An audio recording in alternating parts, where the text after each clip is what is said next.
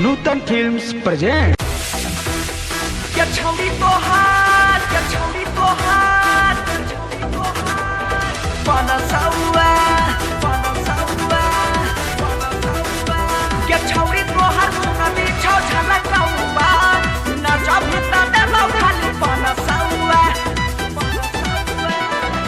makeup लगाई के माहौल गरमैबा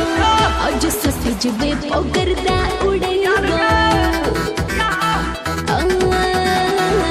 मेकअप लगाई के माहौल गरमैबा आज सजबे पगरदा उड़ैबा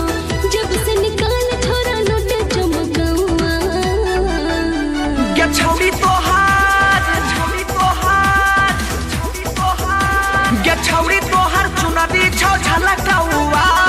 नाचा भीता देबौ खाली पनसौआ क्या छौरी तोहार चुनरी छौ झलकौआ नाचा भीता देबौ खाली पनसौआ चल हट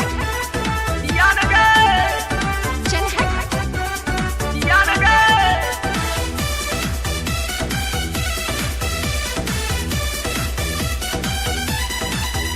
क्या छौरी तोहार चुनरी छौ झलकौआ नाचा भीता देबौ खाली पनसौआ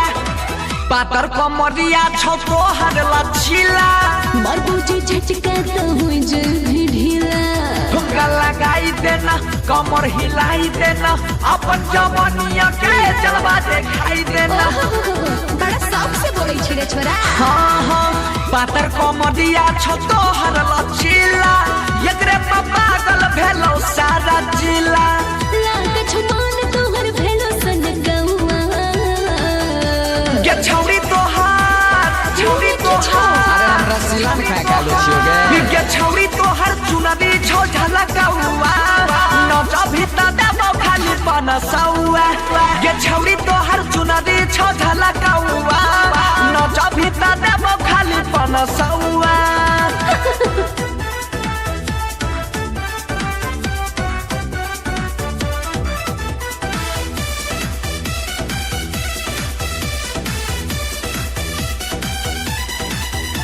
के छौरी तोहर चुनरी छौ झलकौआ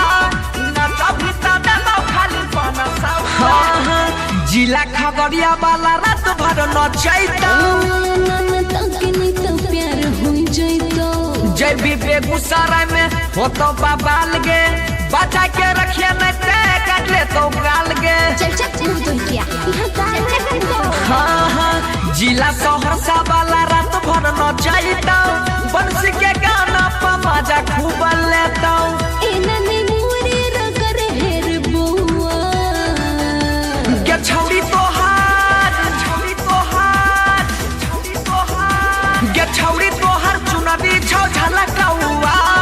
नाचा भीता देबौ खाली पनसौआ के